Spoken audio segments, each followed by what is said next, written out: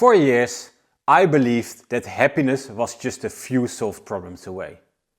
I told myself, if I just fix this one situation, this one job, this one relationship issue, then I will finally feel happy.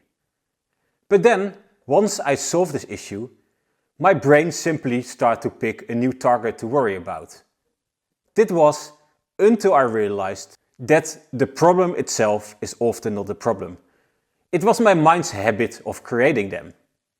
Hi, I'm Tom and welcome to the Dopamine Factory, where we aim to understand life and craft daily happiness.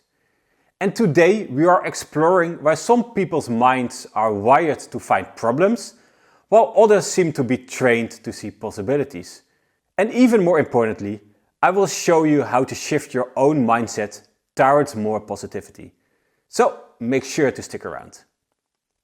Think of your mind like a battery, where a fixed percentage of its energy gets filled with negative thoughts and the rest of its capacity gets filled with positive thoughts.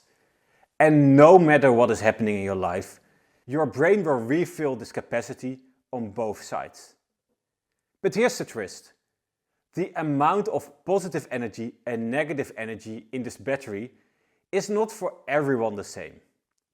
For example, there are people with 80% negative and 20% positive mental capacity. These are the problem seekers, and their mind is addicted to finding things that might go wrong. And even when nothing is going wrong, they create the issues, like perceiving a delayed text as a rejection, or blaming a quiet partner to be disinterested, or in any case, always take any feedback as a personal attack. There are other people with roughly 50% negative and 50% positive mental capacity. These are the careful balancers. And for these people, emotions are always under control. Everything is okay, which is safe, stable, but also a bit boring. Then there are people with 30% negative capacity and 70% positive capacity. And these are the resilient players. People with this mindset still see problems, but manage to reframe them to something positive. So a mistake becomes feedback, a setback is seen as a training, and overall the resilient player constantly focuses on processing and recovering their emotions. And then lastly, we have people with 10% negative and 90% positive mental capacity, the light generators, which is truly a form of emotional mastery. And these people have managed to see or frame almost everything as an opportunity. So criticism becomes an invitation to connect, fear becomes focus, and loss becomes thankfulness. And as said, as a general rule, people with a lot of negative capacity will always manage to find new negativity, and people with a lot of positive capacity will always manage to find more positivity, no matter what happens. So why seems there to be such a difference in the amount of positive and negative mental capacity amongst people? Part of it is biological. Some people are simply born with a more reactive nervous system and are upset more quickly, while others stay naturally more calm. Part of it is also upbringing. If you grew up in a home full of conflict and criticism, then you're trained to be always aware of danger, even when things are quiet, which can unconsciously trigger you later in life to look for trouble. Part of it is also your early experiences. If many early experiences led to shameful events, then you learned to stay alert, which can translate in you always being skeptical. And finally, a big part is simply repetition. The thoughts you rehearse most often, either negative or positive ones, are the thoughts that over time stick in your mind and become automatic. And every repetition strengthens that emotional pathway. Because the mind loves familiarity, even if it's toxic. And it will return to those familiar thought loops again and again and again, until we deliberately break the pattern. Because once you understand that your brain automatically fills up its mental battery with positive and negative thoughts, no matter the situation, you realize that the big goal in life should be not just to fix your individual problems, but to retrain our mind how to process reality and improve our positivity-negativity ratio. So, why does all of this matter? Positive people are in general more happy. And most of us have no idea how negative we often really are. If you track your thoughts just for a day, you might find out that you spend sometimes 60 to even 80% of your time stuck in worrying, judgment, frustration or comparison. And not because life is bad, but simply because your brain got used to thinking that way. Which does not only have a negative impact on ourselves, but also on others.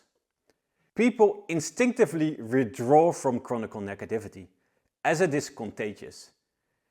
And of course, things can happen in life. So no need to be always happy-de-peppy.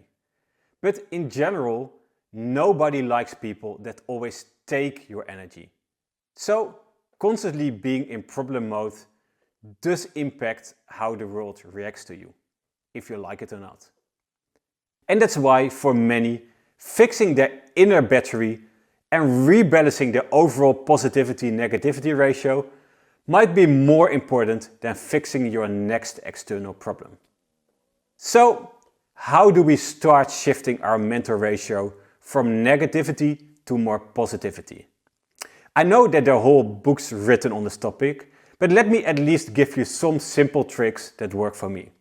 Firstly, track yourself and simply ask yourself once or twice a day, what percentage of my thoughts are negative? Awareness is the starting point of all change. Secondly, reframe your thoughts. And one technique that, for example, works well is to catch a negative thought and add one flexible word to it. So instead of thinking, I am terrible at this, reframe it to, I'm terrible at this for now. Or instead of thinking, I'm not having fun, think, I'm not having fun yet. And doing this is crucial, since your thoughts determine your feelings. So simply reframing the thought is a gateway towards more positivity. And then thirdly, run a gratitude audit. Every night, simply name 3 things that you were thankful of that day, which do not per se need to be big things, just things that went well. We as humans have a natural tendency to focus on negative stuff. So sometimes we need to help ourselves and remember our body that also many good things happen today. And lastly, as a bonus, curate your input and guard what enters your mind.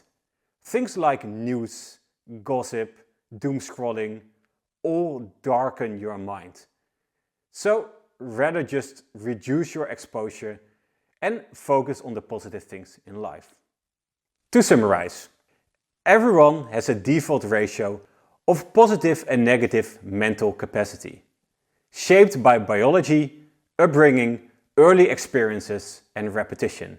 Some minds lean more towards negativity, other minds lean more towards positivity. But luckily, your mind is not fixed.